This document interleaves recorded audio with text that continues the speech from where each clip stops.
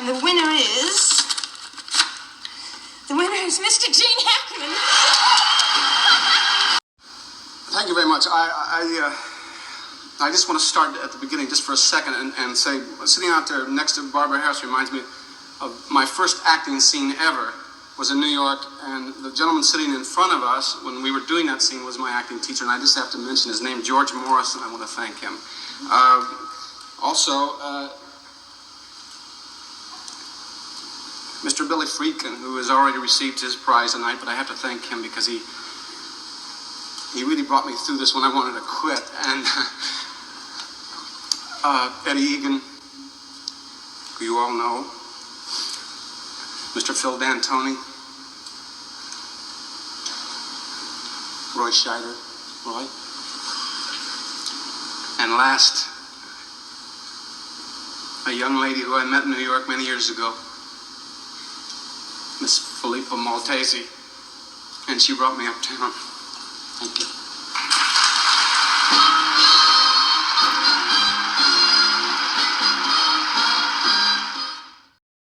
What was it like being on a set with Gene Hackman? Well, Gene, you know, people ask all the time, you know, who's the best actor, who's the biggest star, who's the blah, blah, blah. Mm-hmm. The line's long for the great actors I've been able to work with, really is. But I would say probably Gene was the best actor that I'd ever worked with. I think Sean Connery was the biggest star I'd ever worked with. And that's The Untouchables. Yeah, and I had this is too long of a story, but I had one with Gene. When this scene came up, we had been doing every scene to that point around a desk, just like this. Every scene. I said to the director, I said, look, I don't feel like it's right. Gene Hackman standing there listening. I feel like it's over here, and it was like, no one was saying anything. The director and I really butted heads on it. Finally, for whatever reason, Gene's just like listening. And finally, for whatever reason, I said, I don't care, it's here. And I hated to do that, but I just said, it's here. And I don't need all of our scenes here. It's here. Sure. So we did it. And at one point they were saying, well, what's Gene going to do? And I said, Gene will figure out what to do. Because he's really good. Gene will figure out what to do.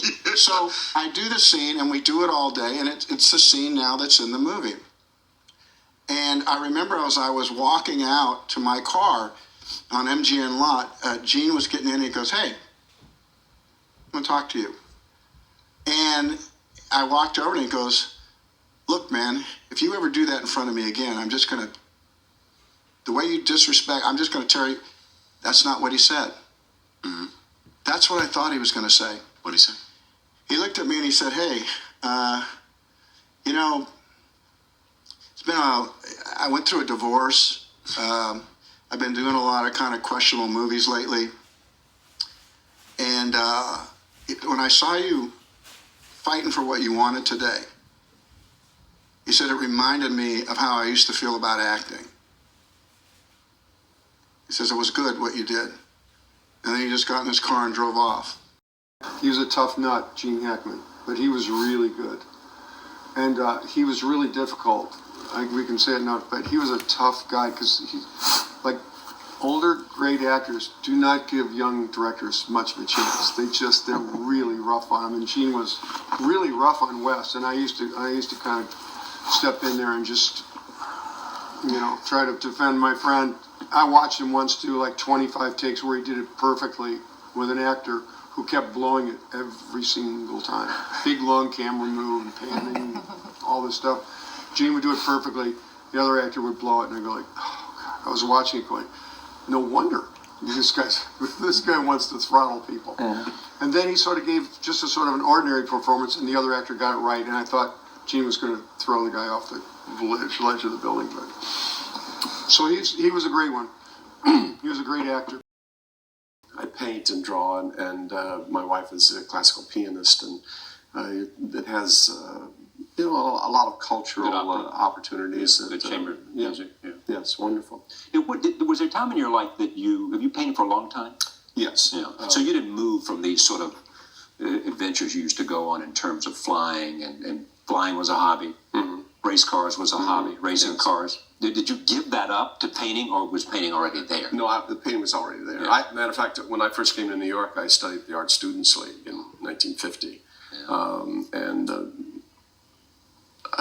painting didn't have enough energy for me in those days. It has plenty now, but in those days. Some people I know go to painting later because they don't have the energy to That's do right. the race cars. But I always drew, and I had a bit of talent for it, and it was. But I didn't feel that I could keep with it the rest of my life. So Did you paint when you were in the Marines? I drew a lot. Yeah. Mm-hmm. Why'd you give up racing?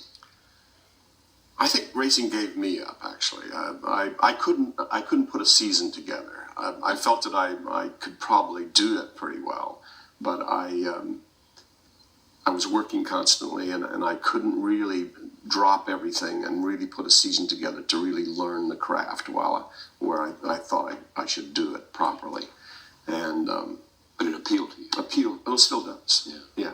The flying? You still fly? I Your haven't own for a plane? couple of years. Does that have to do with what? Well, it has to do with staying current. Yeah. Kind of the same thing. If a smart pilot knows that if they Yeah. can't stay current, they better You not can't fly. stay current, and I always had aerobatic planes and kind of exotic aircraft. So, and you really have to stay on top of that. Do you find yourself in your 60s saying, this has been one great life?